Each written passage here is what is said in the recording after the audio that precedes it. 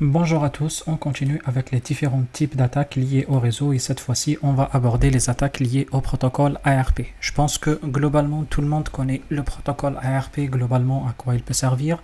C'est le protocole qui nous permet de chercher l'adresse MAC qui correspond exactement à une adresse IP spécifique. Je pense que ce n'est pas un secret pour vous le protocole ARP. D'ailleurs, on l'a expliqué dans une vidéo précédente, mais ça vaut peut-être la peine de le réexpliquer très rapidement. Si on va dire comme ça d'une façon très rapide ce que c'est le protocole ARP, on peut dire que, imaginons qu'on a un PC ici, et puis on a un autre PC, qu'on passe par le switch, et puis on a d'autres PC qui sont là, le PC 2, et puis le PC 3 quelque part ici, par exemple, on a un PC 3 ici. À partir de là, ce qui se passe, comme je vous ai dit la fois passée, on a la table, et puis on a le routeur, et puis après le routeur, on a le serveur, et puis on a les différents serveurs ou Internet, ou bref, on va dire tout le réseau qui est derrière. Principalement le réseau de serveurs, que ce soit les serveurs Internet ou les serveurs de production de l'entreprise. Ce qu'il faut comprendre, c'est que dans la quasi-totalité des cas, si ce n'est pas la totalité des cas, les communications qui se font dans un réseau se font entre le réseau et un autre réseau à part. Du coup, le PC 1 ici, par exemple, il n'a aucun intérêt à aller communiquer avec le PC2 ou le PC3. Généralement, si on fait ça dans les exercices, c'est juste pour les exercices, c'est juste pour vous montrer ce que signifie un réseau local. Mais dans une entreprise, la totalité des communications sont des communications client-serveur. Même si tu envoies un mail ou un Teams à l'utilisateur qui est à côté de toi, la communication ne va pas aller comme ça, ne va pas rentrer chez l'utilisateur. Mais évidemment, elle va passer vers le serveur où c'est hébergé la communication, que ce soit un Exchange ou le cloud ou peu importe, et puis ça revient vers l'utilisateur. C'est ce qui fait que la communication se fait toujours par le biais d'un serveur au milieu qui est entre vous. Du coup, ce qui fait que l'équipement le plus important dans la matière, c'est qui? C'est cette interface du routeur. Alors, comment ça se passe concrètement? L'utilisateur, quand il veut aller sur le réseau, il va demander l'adresse IP du routeur en envoyant une requête ARP ici, pour avoir l'adresse IP du routeur. Ce qui va se passer, c'est que le routeur, il va lui répondre avec son adresse, je ne sais pas ce que j'ai dit, IP au MAC, mais peu importe, c'est l'adresse MAC bien sûr qu'il demande, et le routeur, il lui répond avec son adresse MAC. Et à partir de là, l'utilisateur, il va pouvoir aller joindre le destinataire final qui est très loin. OK ? Alors, comment ça se passe après concrètement? Du coup, ce qui se passe, c'est que pendant ce temps-là, le switch profite pour remplir sa table d'adressage MAC. Et puis, dorénavant, qu'est-ce qu'il fait? Il va dire l'adresse MAC telle, par exemple l'adresse MAC M1, elle sort exactement sur le port 1. Et du coup, le port 1, c'est celui-ci. Et sur quoi va sortir l'adresse MAC 1? Et là, vous allez peut-être, je ne sais pas si vous vous êtes rendu compte ou pas, ça peut être la source d'énormément de problèmes et d'usurpation d'identité. Parmi les problèmes, il y a ce qu'on appelle les requêtes gratuitos ARP. Les requêtes gratuitos ARP, c'est autrement dit les ARP gratuits, c'est des requêtes que les routeurs envoient par défaut vers les utilisateurs pour leur dire « Ne t'embête pas à me demander à chaque fois mon adresse MAC, tiens, tu la gardes pour toi une fois pour tout. » Et c'est ça ce qu'on appelle les requêtes ARP gratuites. Et du coup, ça va faire améliorer la performance du réseau parce que si on a besoin de discuter à chaque fois avec le routeur, avec les tables qui se vident automatiquement, on n'a pas besoin chaque 5 ou 10 minutes d'aller demander au routeur son adresse MAC. Ça peut être très pratique. Et puis, vous avez bien compris que ce qui compte dans les échanges avec les serveurs, c'est les adresses IP, parce que les MAC ne sortent jamais de là, ne quittent jamais l'interface du routeur. Je pense que si vous avez des notions de base en réseau, vous comprenez très bien que l'adresse MAC, elle est locale, elle ne quitte jamais le réseau local. Par contre, c'est l'adresse MAC qu'on utilise pour échanger avec les équipements de réseau locaux. Du coup, ici, au moment où le serveur va répondre, le serveur ici, par exemple, il va voir que l'adresse IP 192.168.1.1, elle a le droit d'accéder à mes ressources, c'est elle qui m'a demandé, elle a le jeton de sécurité, j'en passe les détails. Après, ce qui va se passer, c'est que quand le serveur envoie la requête vers 192.168.1.1, en réalité, il envoie ici la requête, il ne l'envoie pas vers l'utilisateur. Et puis, à partir de là, c'est le routeur qui achemine la requête vers l'utilisateur final. Il l'achemine par quoi? Il l'achemine par l'adresse MAC. Je ne sais pas, est-ce que vous pensez à quelque chose de spécifique? Vous allez dire, ok, si on arrive à convaincre finalement le routeur que l'adresse MAC qui correspond à 1.1, c'est plutôt celle-ci et non pas celle-là, vous comprenez très bien ce qu'on peut faire là-dessus. On peut voler l'information, on peut récupérer l'information et on peut faire tout ce qu'on souhaite avec ces informations. Ça peut être génial pour un attaquant. Vous voyez, c'est l'attaque qu'on appelle le spoofing d'adresse MAC, du coup voler l'adresse MAC, ou même l'empoisonnement des tables ARP, ça peut revenir à la même chose, ou l'ARP spoofing même d'ailleurs. L'empoisonnement des tables ARP, c'est quoi? C'est que dans ce cas-là, je vais empoisonner la table ARP de mon routeur en passant par l'utilisateur numéro 1 en question. Alors, comment ça va se passer concrètement? Quand le serveur envoie une requête vers le routeur, au lieu de répondre directement vers le PC en question, il va répondre vers le PC qui a l'adresse MAC dans sa table ARP à lui. Et moi, dans sa table ARP, qu'est-ce que je peux dire à mon routeur? Je peux lui dire que la MAC numéro 1, elle correspond à plutôt l'IP2 et non pas à l'IP1. Et même, ça peut correspondre également à l'IP1, il n'y a pas de souci. Vous voyez que ça, il n'y a pas de souci spécifique. C'est vrai que le routeur, en fonction de la marque, la référence, par exemple, chez Cisco, on l'a. Le routeur, il peut envoyer un petit message de log, mais encore, il faut lire les logs et il faut même les activer. Et les logs dans une entreprise, je pense qu'on va faire ça dans un des chapitres en avançant. J'espère qu'on arrive jusqu'au-là. Les logs, c'est toute une spécialité quand même. Qu'est-ce qu'on affiche pas, qu'est-ce qu'on surveille pas, est-ce qu'il y a quelqu'un devant l'écran tous les jours, etc., qui fait qu'on arrive à comprendre, on arrive à récupérer cette information ou pas. Et après, qu'est-ce qui va se passer? Quand le routeur reçoit la requête, il voit que la MAC 1 est partagée entre deux IP, il ne va pas s'embêter, il va l'envoyer vers les deux IP. Une ici, et la deuxième, elle va partir là. Ok, et sinon, rappelez-vous ce que je vous ai dit sur les gratuitos ARP. Pour les gratuitos ARP, ce qu'on peut faire, on peut envoyer une requête de type gratuitos ARP à tout le monde. Et puis, qu'est-ce qu'on va dire dans cette requête? On va dire, par exemple, le PC2 qui est le PC de notre ami, le hacker, il est là, le Red Team, il est là.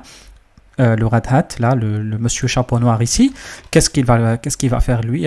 Chapeau rouge plutôt. Qu'est-ce qu'il va... c'est les chapeaux noirs, pardon.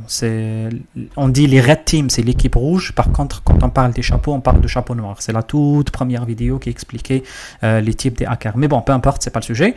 Qu'est-ce que je voulais dire? Du coup, à partir de là, ce monsieur hacker ici, qu'est-ce qu'il va faire? Il va envoyer à tout le monde des messages, à celui-ci, à tous les utilisateurs du réseau pour leur dire, les amis, c'est moi le 192.168.1, je ne sais pas, par exemple 1.1, s'il s'agit du routeur ici, le 1.1 par exemple, je vais 1.1 on a utilisé ici, du coup je vais leur dire 1.254 par exemple, il va dire, écoutez les amis, c'est moi le 1.254. Du coup, qu'est-ce qui va se passer à partir de maintenant?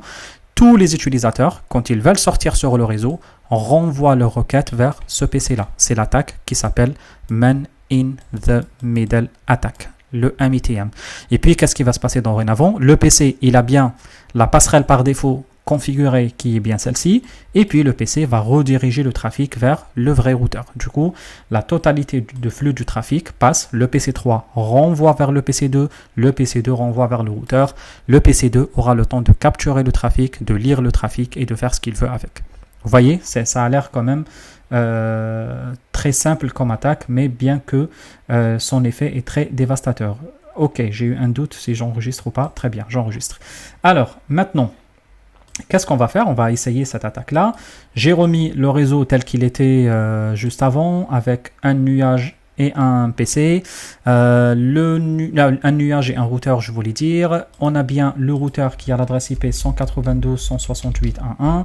On a bien le nuage qui groupe nos deux machines qui sont le 192.168.1.27 qui est bien le Kali, et puis derrière le 192.168.1.34 qui est notre machine Windows. Du coup, les deux machines, elles sont bien là. Du coup, elles sont groupées ici dans ce nuage. Et du coup, vous voyez que j'ai viré les switches. Il n'y a pas la nécessité vraiment de les avoir. Tout a l'air beau ici. Du coup, si je prends ici les deux machines, normalement, ça a l'air de bien fonctionner dans VMware. Il n'y a pas de problème. Les deux machines se pingent bien. Il n'y a pas de souci. Regardez, si je ping le 27 depuis le 34, ça marche très bien. Il n'y a aucun problème là-dessus. À partir de là, on peut déjà voir rapidement un outil qui est super beau. Moi, j'essaye de vous montrer le maximum d'outils parce que, bon, en cybersécu, il y a énormément d'outils. J'essaye de vous montrer un maximum et après, vous comprenez qu'il y en a vraiment beaucoup. Je ne sais pas si vous arrivez à tout maîtriser, mais quand même, on va montrer un maximum d'outils. Par exemple, l'Ethercap, c'est un des outils qui sont un des outils les plus simples dans les attaques de man in the middle. Et pourtant, c'est un des outils également les plus compliqués, les plus complexes et les plus complets en matière des attaques de man in the middle. Je ne sais pas si vous avez vu ce que j'étais en train de faire. J'ai juste lancé l'outil, cliqué sur lancer le sniffing, je crois que c'était en haut. Et puis à partir de là, ce qu'il a fait, il a fait un sniff du trafic qui circule sur le réseau. En attendant, ça sera peut-être bien de lancer un petit Wireshark, mais je crois que ça sera bien de le lancer sur une autre interface parce qu'il nous bloque carrément un terminal. Et du coup, on va lancer un petit Wireshark ici, comme ça. Très bien. Après, on va lancer l'écoute.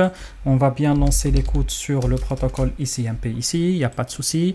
Et puis à partir de là, qu'est-ce qu'on peut faire? On peut passer pour le PC34. Du coup, vous voyez le but. Le but, c'est qu'on va dire, écoute, à partir de maintenant, tu vas lancer une attaque de type man in the middle en me considérant moi-même le 34. OK?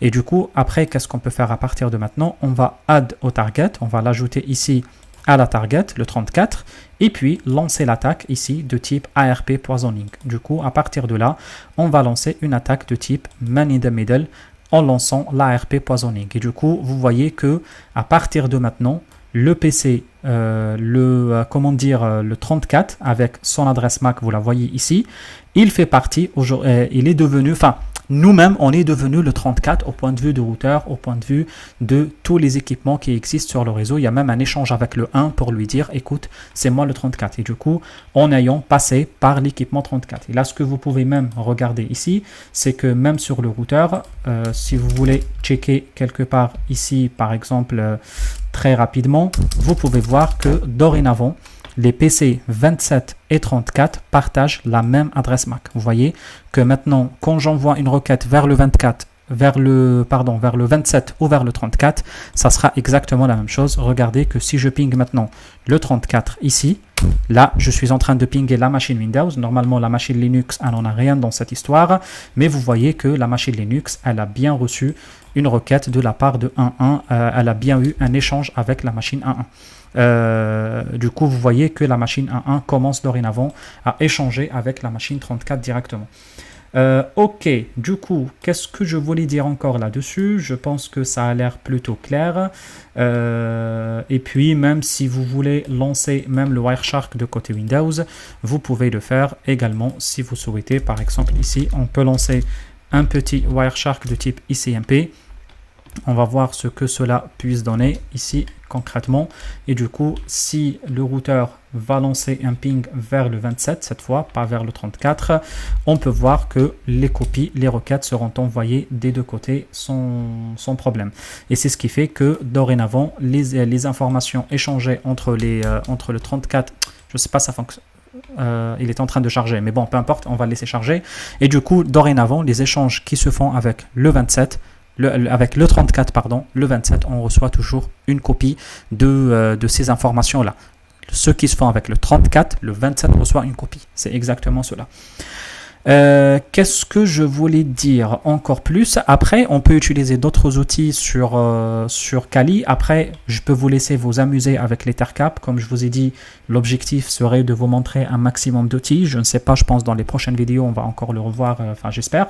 L'Ethercap, c'est un outil qui permet de faire énormément plus de choses que cela. Par exemple, il peut faire du NDP poisoning, de l'ICMP également redirect, les redirections ICMP. Il va rediriger le trafic des pings vers un port spécifique. Les ports Stirling, le DHCP spoofing, ça on aurait pu faire du DHCP spoofing également avec. Rappelez-vous ce qu'on a fait sur le DHCP. Et là également, ça peut faire aussi du DHCP spoofing. Et puis c'est bon, je crois. Il y a les SSL intercept. Il peut intercepter les échanges SSL dans le but de récupérer des mots de passe. Par exemple, le SSL v1 contient une faille de sécurité qui permet de le faire, qui permet de le récupérer.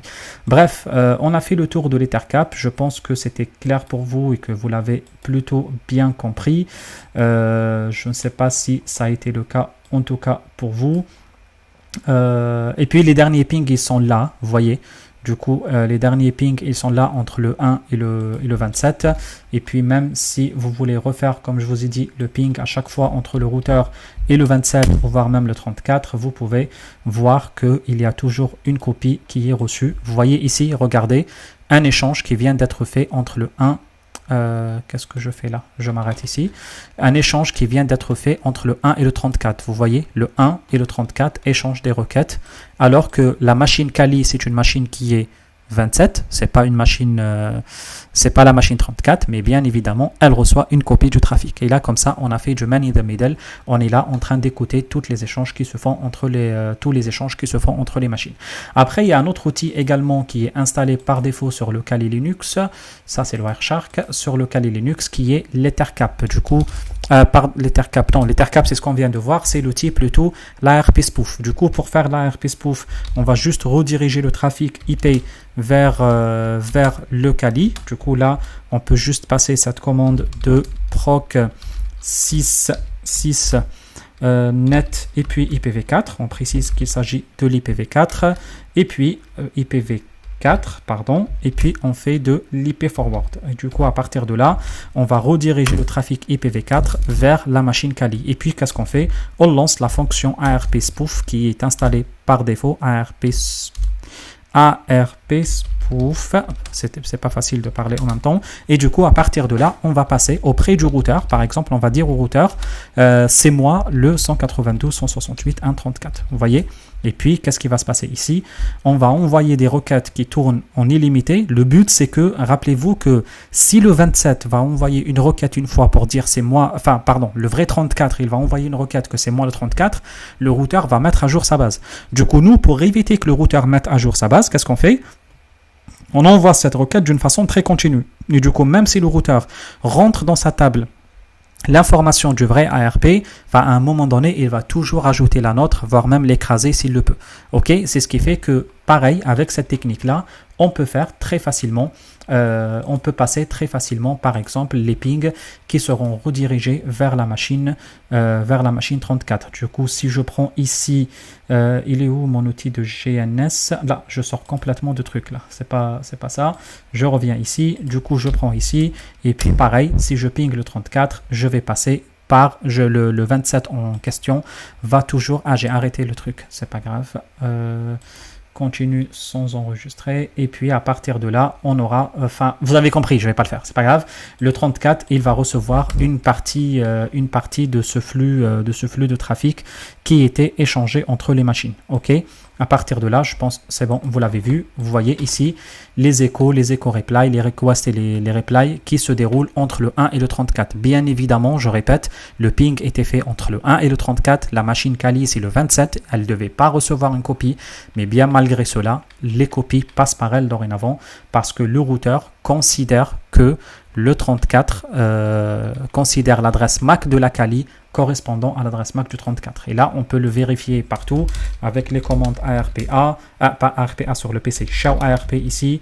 On peut même vérifier sur les show MAC address table que les informations sont bien correspondantes. Chez le show MAC address table, c'est la commande qui passe mieux sur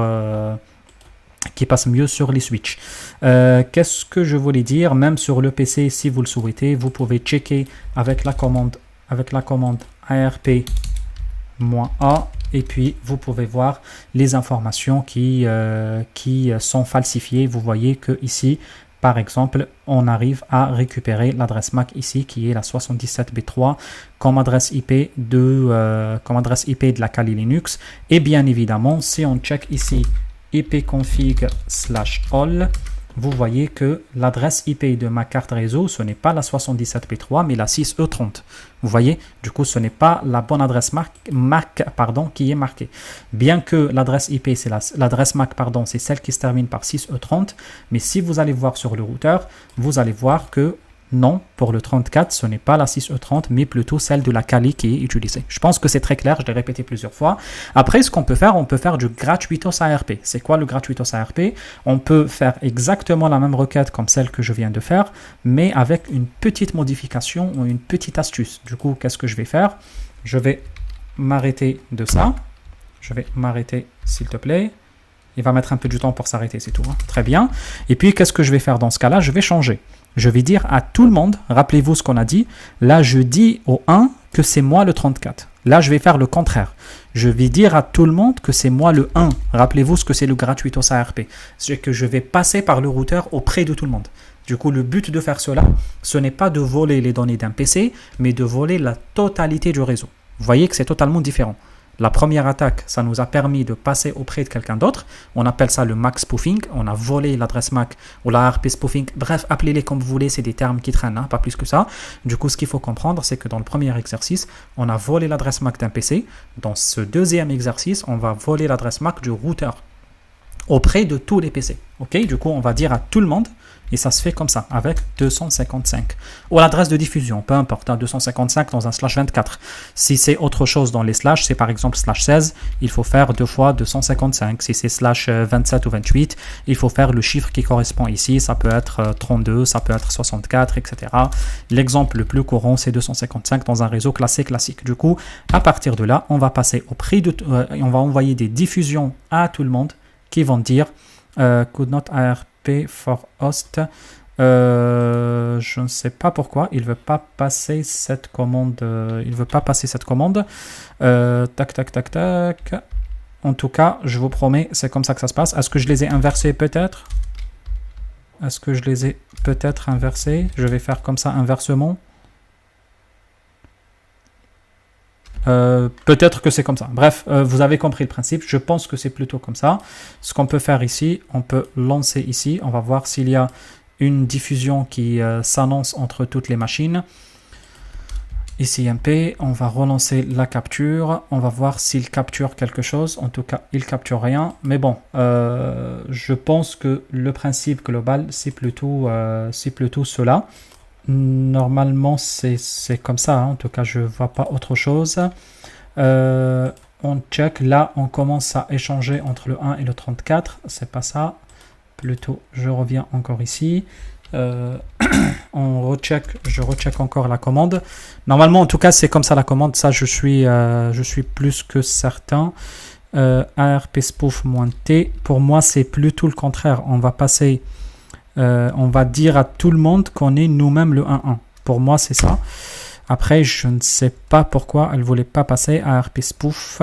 ARP spoof, codant ARP for host 192.168.1.255. Ici, je passe pour plutôt le réseau au lieu de faire la diffusion. Du coup, si je fais un 0 ici au lieu de faire la diffusion, du coup, je crois que ça fonctionne plutôt mieux. Oui, du coup, ça se passe par le réseau. J'avais l'habitude de la faire inversement, hein, mais bon, peu importe, je pense que ça change entre autres.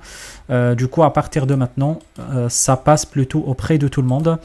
Auprès de tout le monde, on est en train de passer comme l'adresse IP, l'adresse MAC du routeur. Qu'est-ce que je voulais dire encore sur le sujet ? Après, ce qu'on peut faire également, on peut exécuter également le script. On peut exécuter cela avec un script. Je pense avec un script, ça paraît encore beaucoup plus clair et beaucoup plus fort. Et le script de l'ARP spoof est plutôt facile à utiliser. Allez, on va le faire et j'allais même oublier de le faire. On va le faire tout de suite et très rapidement. Vous allez voir que c'est quelque chose de facile. On va le faire tout de suite. Je pense que ça sera la première fois qu'on fait un script ensemble sous Linux. Du coup, qu'est-ce qu'on va faire? On va créer avec le nano un petit fichier qu'on va appeler script ARP spoof. Script ARP spoof.sh. Évidemment, c'est les extensions des scripts. Et puis, à partir de là, on va écrire notre script. Du coup, on va identifier l'interface qu'on va dire que c'est de l'ETH 0. Après, qu'est-ce qu'on va identifier? On va identifier le subnet, le sous-réseau, qu'on va dire qu'il s'agit du 192.168.1, quelque chose. On va s'arrêter là. Et puis, à partir de là, on va écrire subnet, je ne me trompe pas, interface, je ne me trompe pas. Très bien. Après, ce qu'on va faire, on peut lancer notre fonction. Du coup, on va dire pour un i qui va de 1 jusqu'à 254, 1 jusqu'à 254, qu'est-ce qu'on va faire? C'est comme ça, qu'est-ce qu'on va faire? D'où on va lancer la fonction ARP spoof. Du coup, la fonction ARP spoof -i Du coup, le i, c'est la variable qu'on va créer. Et du coup, c'est quoi? On identifie l'interface. Du coup, sur l'interface qu'on a déjà lancée en haut, on va lancer la fonction avec le -t. Et puis, on va écrire le subnet, le subnet d'ailleurs, subnet, qui est 192.168.1, et puis point .1, point .2, point .3, etc. Du coup, nous, qu'est-ce qu'on va faire? On va dire point .i. OK? Et du coup, le i, c'est quoi? C'est la variable. Du coup, ça peut être subnet, qui est 192.168.1, point, le point que vous voyez ici. Le i, c'est quoi? C'est le chiffre qui varie entre 1 et 254. Du coup, ça va faire le tour de la totalité des machines. C'est ça un peu l'explication de ce script. Et puis, on va expliquer également, on va le remplacer, pardon, par notre, on va passer, pardon, par notre subnet.1. Et puis, on termine la fonction. Après, je ne sais pas si vous avez compris la traduction de ça. Pour un i qui est de 1 jusqu'à 254, sur l'interface ETH0, la -t, c'est pour lancer la fonction. La fonction, rappelez-vous, elle s'appelle ARP spoof -t.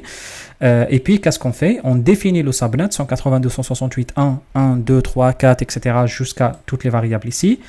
On va passer par qui? On va passer par 192.168.1, qui est le mot subnet, .1 qui est l'adresse IP du routeur. Du coup, comme ça, on va passer par le routeur auprès de tout le monde. Je n'ai pas l'impression de faire une erreur là-dessus. Et puis, qu'est-ce qu'on va faire là-dessus? On va sauvegarder cela et puis faire un petit CTRL X et comme ça, c'est terminé.